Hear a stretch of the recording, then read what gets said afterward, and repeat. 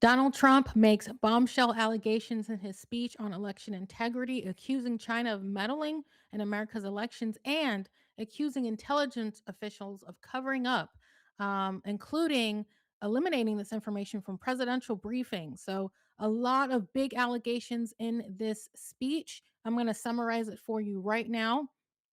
I'm Keisha Derry. Thanks for joining me, constitutional lawyer, political junkie. All right.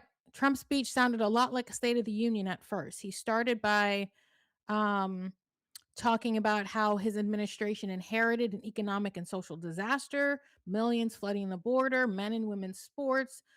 He talks about an influx of crimes. And then he kind of talked about what he sees as his administration's uh, achievements. He claimed lowest inflation in 6 years and amount of tax cuts, a large amount of tax cuts in the big beautiful bill, including the very popular no tax on tips.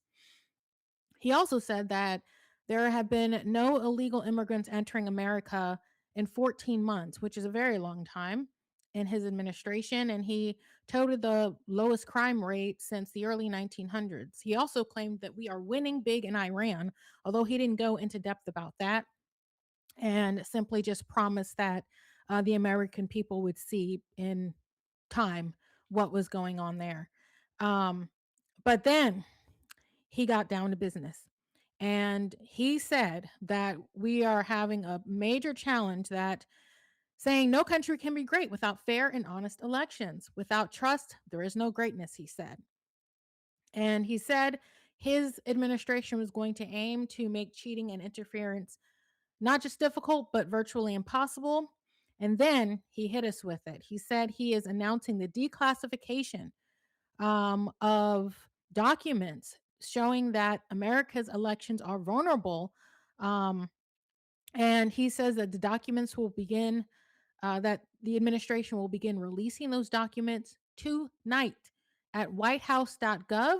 I plan to read all of them, but he summarized them this way. And there are some bombshell allegations in these documents. He's saying, one, China compromised election data, resulting in China's acquisition of 220 million voter files, including names, addresses, political affiliation, and more.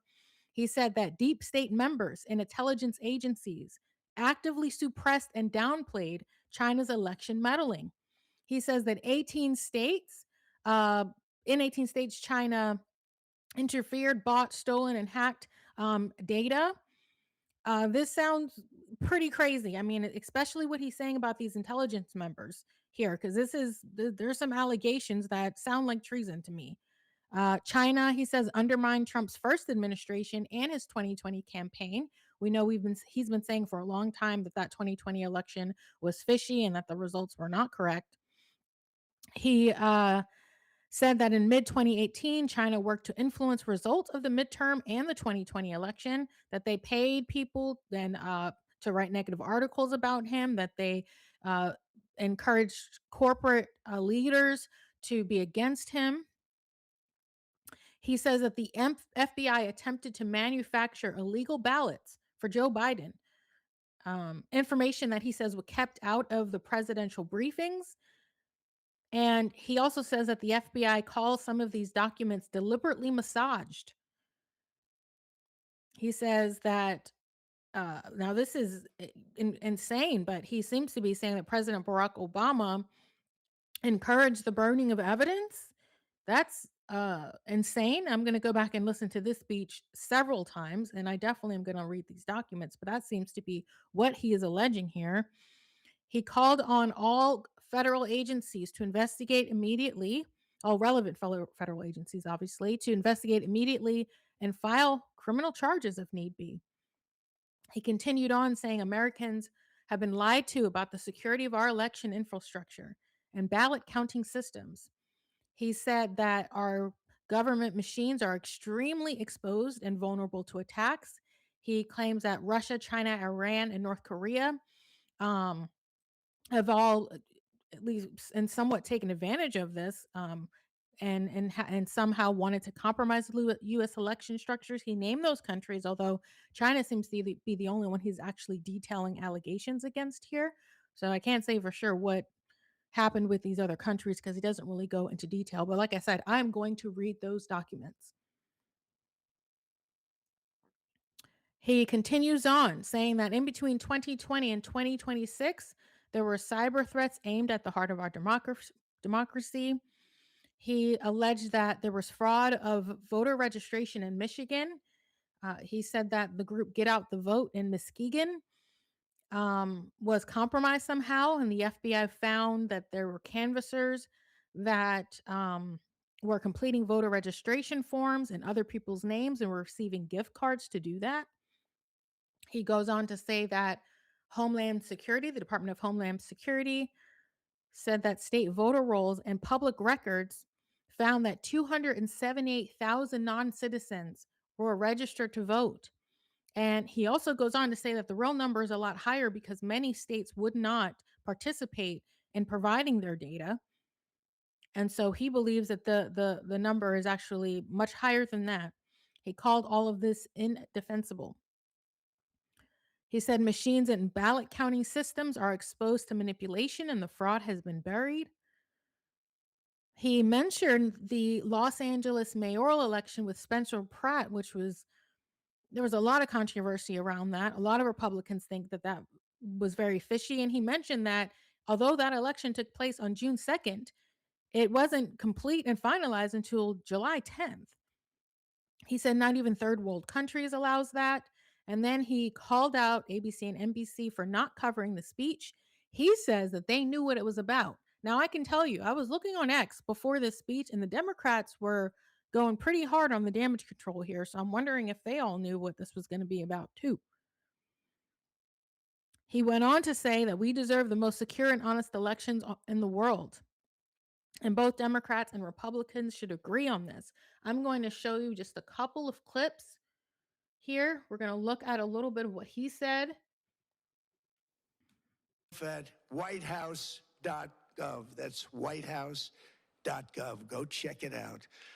Our purpose in disclosing this information is not to weaken confidence in election, but to earn that confidence by confronting vulnerabilities and correcting them very, very quickly. And that's what we're doing. The documents cover 5 major areas of concern. First, they show that over a period of years, starting during the 2020 election cycle, the People's Republic of China carried out what is believed to be the largest compromise of election data in history, resulting in China's illicit acquisition of 220 million U.S. voter files. That information includes names, addresses, phone numbers, political party preferences, and other sensitive data that would be needed to register to vote and engage in other nefarious activities, which is exactly what was happening. This data loss presents an unprecedented election security nightmare. The intelligence even shows that China has signed a data exploitation unit specifically to this new project. Compounding the travesty, the second set of documents we are releasing reveals that members of the deep state, very, very famous group of people, in many cases, in our intelligence agency work to actively suppress and downplay information about the extent of China's sinister election meddling, covering it up from both the president and the American people like nobody thought was possible. U.S. spy agencies began learning about the compromise of voter registration files in 2020 when they discovered that tens of millions of voter data, think of that, tens of millions of voters' data in 18 states have been bought, stolen, or hacked by China. Yet those responsible for sounding the alarm instead kept the information secret and hidden. They did not disclose to me as president or to anyone else, and to the best of our knowledge, they did not inform Congress. In fact, So that I mean, there's a lot in here. There is a lot in here, and he's making some pretty serious allegations. We will see. I'm going to read all of these documents. I cannot wait to read them. I'm going to go to whitehouse.gov here pretty soon. He goes on and says a lot of the things I've already said.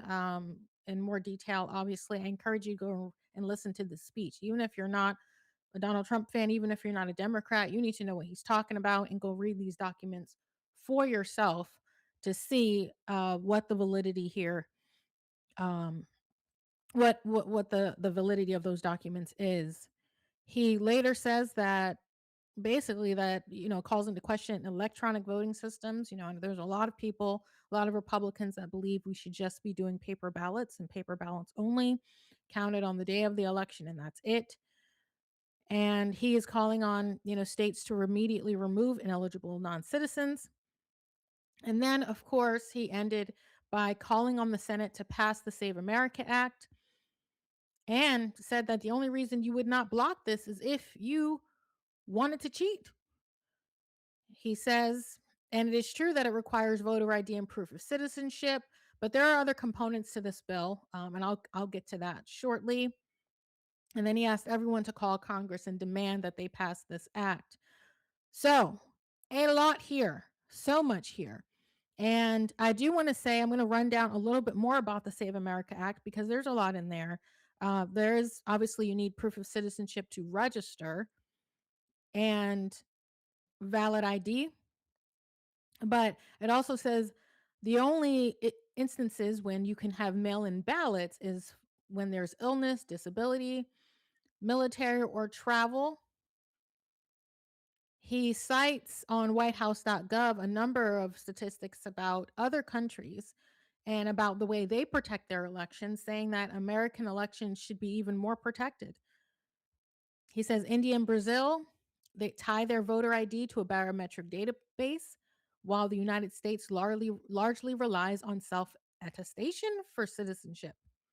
Germany and Canada require paper ballots when tabulating votes, while the US lacks basic chain of custody protections. Denmark and Sweden sensibly limit mail in voting to those unable to vote in person, and late arrivals do not count, while American elections now feature mass voting by mail even after election day. So, but the bill also talks about a whole other issue that has nothing to do with voting, really, but something that many people elected Donald Trump to fix, and that is the idea of men and women's sports and the medical gender transitions for children. So that's also included in the Save America Act, although I can tell you that those provisions don't seem to be the problem here. Those provisions are not the ones that the Democrats seem to be fighting against. It seems to be this proof of citizenship and getting voter ID. Senator Slotkin from Michigan has been making the rounds on social media for a speech she gave not too long ago. I guess it was last month, I think it was. And she said in that speech, it would be hard for any Democrat in any state to win any election. Um, and she was saying this about the Save America Act, which seems strange.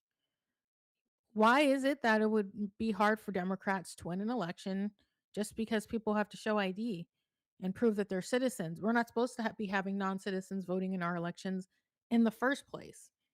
So, checking that, double checking to make sure people are actually citizens, I don't understand why that would affect Democrats unless Democrats are allowing non citizens to vote. Now, they claim that's not happening, or it happens very rarely. It shouldn't happen at all, but they say it doesn't happen or happens very rarely. But then they go on to say that Democrats in any Democrat in any state, it would be hard for them to win an election if this is passed. It's a very strange thing to say, unless you are what some Republicans say, saying the quiet part out loud, that that a lot of people are voting in in elections in Democratic states that shouldn't be. That's what she seems to be saying in this quote, which is alarming. So there are 4 Republicans in the Senate right now. That last time there was a vote on this bill, they did not vote for it. They joined all the Democrats. Those Republicans are Susan Collins from Maine, Lisa Murkowski from Alaska, Mitch McConnell from Kentucky, Tom Tillis from North Carolina. Josh Hawley, it was reported in the Hill that Josh Hawley blasted some of these GOP senators, all of the four who didn't vote for this. This is back on June 8th. And saying you couldn't understand why any fellow Republicans wouldn't vote for voter ID law. I have to say I have the same question. I don't understand why this is so controversial. If nobody's cheating in the elections, if the only people who are voting are the people who are supposed to be voting, then what's the problem? What are you so afraid of then? It seems a little strange to me. Don't tell me it's because people can't get ID, and don't tell me it's because black people can't get ID. I have ID. I know how to get ID. I don't know any black people who don't know how to do that. I don't want to hear about women not being able to get ID because they changed their name. I'm a newlywed. I just got married. I am in no fear of not being able to get all my documents together and make sure I can vote in the midterms because it's a process you follow. We have to do this for so many other things that we want to do in life. I don't understand why people are against voter ID laws. It doesn't make any sense to me at all. But I am going to read these documents.